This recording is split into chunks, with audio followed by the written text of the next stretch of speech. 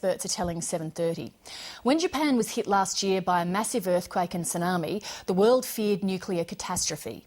The nation's Fukushima nuclear reactors were inside the disaster zone. We've not heard much about them for a while, but the danger certainly hasn't passed. Experts say the situation inside the Fukushima reactor number 4 is precarious, as North Asia correspondent Mark Willacy reports from Fukushima.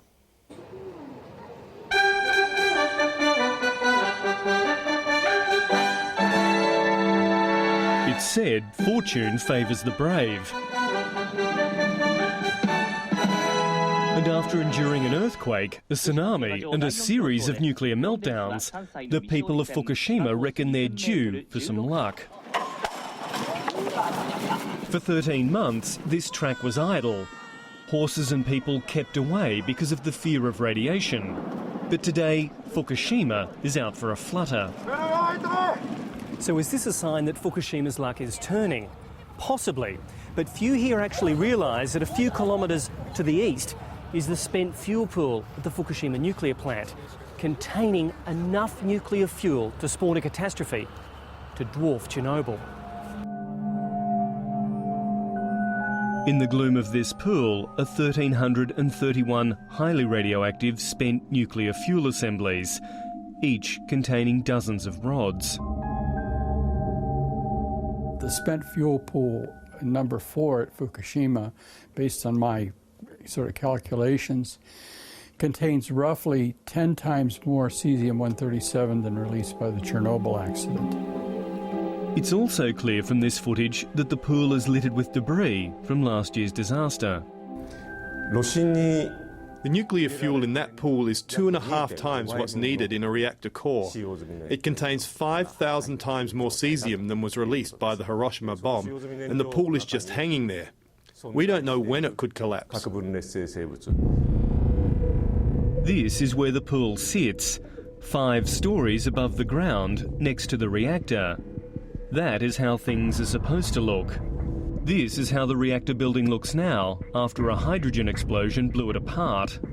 The blast tore off the roof and caused a reinforced wall of the fuel pool to bulge by up to 3.5 centimetres.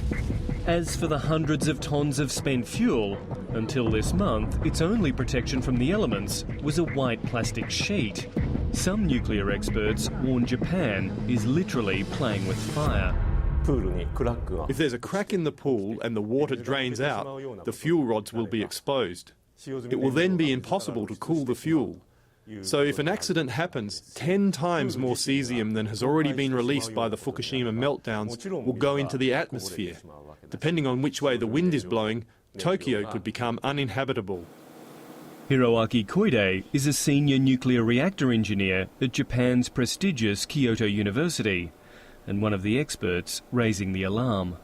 As soon as possible, those fuel rods should be removed. Earthquakes are striking almost every day around the Fukushima plant, so I'm praying that a big one won't hit.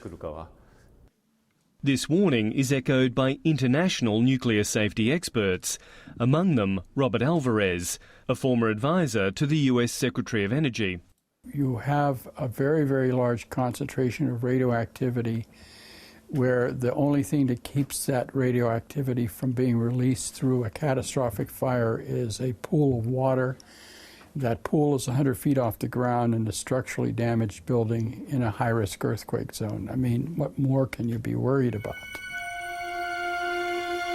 But the operator of Fukushima, TEPCO, brushes all this aside, arguing that despite being open to the elements and in a damaged building 30 metres above the ground, the pool is safe.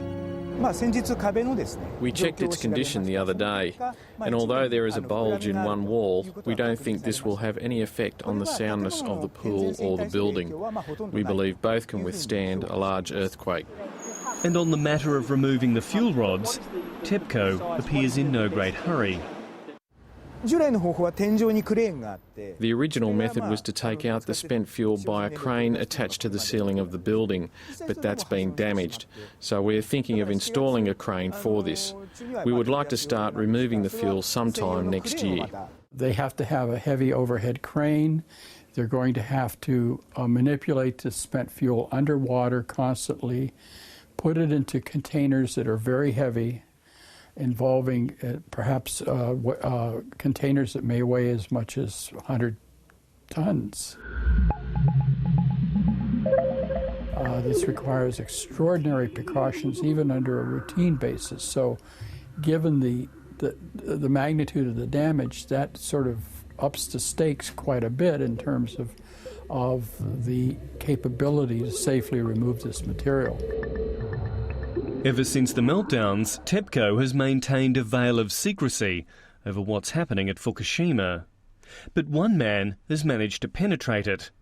Tomohiko Suzuki is a rarity in Japanese journalism, a reporter prepared to put his health on the line to get to the truth. When I went undercover as a worker at the Fukushima plant, I wore protection gear. But over my sleeve I wore this watch, which has a secret camera inside. With his secret camera watch and other hidden devices, Suzuki recorded life inside the Fukushima plant. Working next to the Reactor 4 building, he was shocked by what he was told about the fuel pool 30 metres above him. I spoke to a worker who helped reinforce the Reactor 4 building. He said the spent fuel pool has vast amounts of heavy water in it and that the steel support frames were damaged. But he told me that the reinforcement of the pool was jerry-rigged, so if a typhoon or a tornado hits, it will be dangerous. Sound far-fetched? Well, just last month, a neighbouring prefecture to Fukushima was smashed by the most violent tornadoes recorded in Japanese history. I call it the sickness of Japan.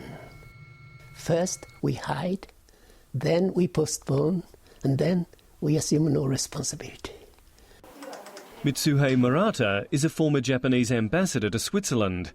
He's brought his fears about the fuel pool to the attention of the United Nations Secretary-General, Ban Ki-moon. TEPCO and the government of Japan not only lacks the ability, but the intention.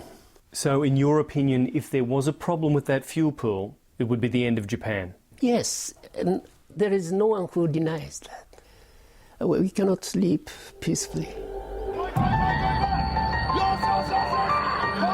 So who should the people of Fukushima back? A collection of nuclear experts, journalists and concerned activists struggling to be heard? Or TEPCO with its history of cover-ups and incompetence?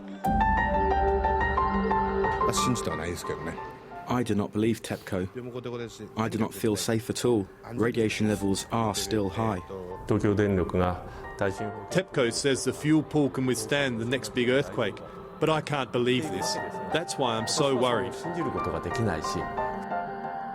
Nothing like this has ever happened before. And we are sort of charting unknown waters here. And this is a problem that if such an event were to occur, it would be of an international dimension. Mark Willacy reports.